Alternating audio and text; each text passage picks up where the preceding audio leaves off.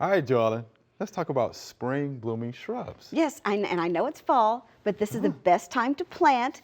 We got to plan ahead so you can get those beautiful blooms in the spring. Okay. We're going to be talking about several, most of them that I have in my yard. Cool. But most of them are going to be deciduous, Okay. and these are most of them are fairly large shrubs, but you're going to have to prune them. Okay. So the best time to prune all of these shrubs that bloom in the spring is going to be in the right after they finish blooming in the spring. In the spring. So it'll be different times of the spring after they finish blooming that you'll have to prune them. Okay. So let's tell folks what we mean by deciduous. Yes, deciduous means that they lose their leaves in the winter, and so they have bare stems in the winter. Okay. Good. And then evergreen, there are a few that are evergreen, which means they retain their leaves all winter long. Okay. So the first we're going to talk about is a camellia. They're going to be one of the first to bloom. Now these are evergreen. The size is going to depend on what type they are, because they have large shrubs clear down to dwarf sizes. And it just depends on what kind of hybrid or what kind of cultivar it is as to when it blooms. They can start February through April. The problem they have is the cold temperatures. So try to place them away from the northwest winds in the winter. Mm-hmm. So to give them some protection from your yard, from your fences or a building or something like that. But they are beautiful, have all different kinds of colors, singles, doubles, very, very beautiful. Okay. And next, of course, forsythia. Yeah. Now, everybody knows that it's spring because the forsythia are starting to bloom. Right. It is a deciduous shrub, and it is zones 5 through 8. Okay. And one of the first signs of spring, but they are large, so yes, 8 to 12 feet round. And again, you can cut them after they finish blooming to keep them in control. And they are best in full sun. Okay. Next are flowering quince. These are also deciduous. They're beautiful too. I like those. Zones 5 through 8, they are single or double flowers that they bloom on year-old wood, which means they're not going to have flowers at the tips of the stem. They're going to be flowers down into the base of the plant. Okay. They can be large shrubs. There are some dwarf varieties also. And I really like them best because they've developed some really nice double color and bright colors with large flowers. They're real pretty. But remember, all of these have thorns on the stem, so when you're pruning them, be careful. Mm-hmm. And of course, they like full sun also. Next is fothergilla. This is an unused one. I think it should be used more. The dwarf fothergilla, especially, it's deciduous, which means it loses its leaves. Zones 5 through 8. They're about 3 foot in height. They grow very slowly. Most have white blooms. Some of the cultivars have pink and magenta, but they like full sun to partly sunny environments, but have beautiful fall colors. Very nice plant. Nice. Next is spirea. Yeah. The spireas that bloom in early summer are all deciduous, and they're zones 3 through 8. They get 5 to 8 feet round, very large shrubs, mostly white blooms. Mm-hmm. They are very adaptable to soil conditions, and they like full sun. I think they have lots of white blooms all up and down the stem. Just beautiful. I love them. Yeah, I actually have this at home. Yeah, very Thanks pretty. to you. Yeah, very pretty. And actually wet condition. Yeah, they can take some wet conditions. Yeah. They're very adaptable. Yeah. Next is weigela. It is also deciduous, zones 5 through 8, height of 6 to 9 feet round. Wow. There are many, many, many pages of cultivars and varieties of these, and the color range is from whites, pinks, reds, everything in between. They are very pollution tolerant, which is good for them, and they like full sun to partly sunny conditions. How about that? So, very nice plant. Okay. The beauty bush, this is one some people don't know about, it's deciduous, zones 4 through 8, height of 8 to 10 feet. Pink flowers only on this, and they bloom on old wood again, so that means they're not going to be at the very tips of the stems. They're going to be down in the plant. Okay. They need room to spread, and they like full sun. Yeah, they're beautiful. They are pretty. Viburnum species, there are deciduous and evergreen varieties of these, zones 5 through 8.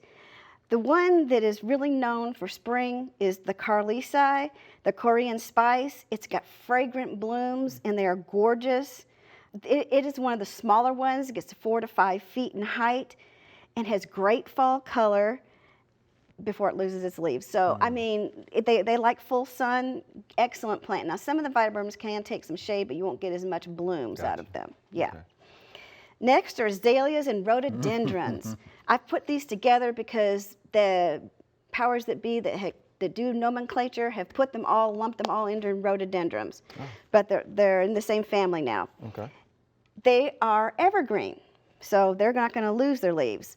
There's zones 4 through 8, and the height will, of course, depend on the variety. There are large shrubs and there are dwarf shrubs. Azaleas have flowers that are white, pink, red, lavender, and rhododendron usually have lilac, purple, and white and red flowers. They all like well-drained soil. That's there's exclamation points behind that. And they like light shade, but they need enough sun in shade to be able to produce flowers. Okay. So just give them enough sun so they can produce flowers. Okay. Next is the lilacs. Deciduous plant again, zones 3 through 7, height 4 to 8+ feet, depending on which variety you have. Flowers are usually lavender, purple, but there are many new cultivars with colors in them. So they like full sun. Of course, in the south, we really would benefit from some shade, especially in the afternoon. They don't like the heat and the sun in the afternoon. Right. So just give them some shade here, further south. Right. Next, ninebark. Now this is a deciduous shrub, zones 2 to 7. Height is 3 to 6 feet depending on the cultivar. This is a late spring bloomer. So all these others have bloomed and then these start blooming. They're usually whites or pinks, but I have really enjoyed the newer varieties of them that have the leaf colors of reds and purples and yellow. So the dark leaf with the pink flowers on them is really pretty. I like those the best. Again, because they're so colorful, they need full sun and they're blooming, but they can live in some partly shady areas. They just won't bloom as much or be as a tight shrub. It'll be more loose. Next is deutzia gracilis. The slender deutzia, I love this plant. I have this. It's a deciduous, zones 4 to 8, height 2 to 4 feet, so it is a small shrub to begin with. It is a late blooming shrub. When everything else isn't blooming, it has these gorgeous white blooms all up and down the stems. It really stands out in the garden. They like well-drained soil. They can take some drought, and of course, they need a partly shady area. Okay. So I really, really like that one. It's one I recommend. That's a pretty good list. So let me ask you this. What about those plants that bloom on old wood? When would you need to prune those? The same time. Same time, okay. Yeah, but just remember, the old wood that's standing up there, that's where the blooms are going to be next year. Next year, okay.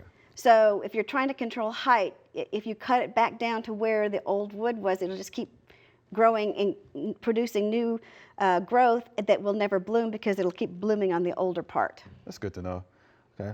So let's talk a little bit about right plant, right place, right? Yes. I mean, these are beautiful shrubs that you have given us. So right plant, right place, right? Yeah, you notice most of these that are blooming need sun. Okay. So you're going to have to give it a sunny condition. Now, some of them don't. You know, the azaleas and rhododendrons, they like some shade. So the camellias, but you've got to get it enough sun, or else it's not going to produce flowers. And that's the whole point of having these is to produce flowers. You can keep them under control. I mean, even a bush that gets 10 feet tall, if you keep pruning it and try to get the most dwarf variety of that particular one you can. I mean, I don't want you to keep pruning it all to death all the time. But they're really every year they're producing more and more of these in a dwarf form because they are so pretty. So I would just look for the newer, more dwarf forms if you want to pick one of these. Right. And it's right plant, right place. Right? Yes. Joellen, thank you. That's good information. Yeah, good Thank detailed information. We appreciate that. Thank you. Thanks for watching the video. I hope you enjoyed it. To find out more information on this topic, just click on the familyplotgarden.com link in the description.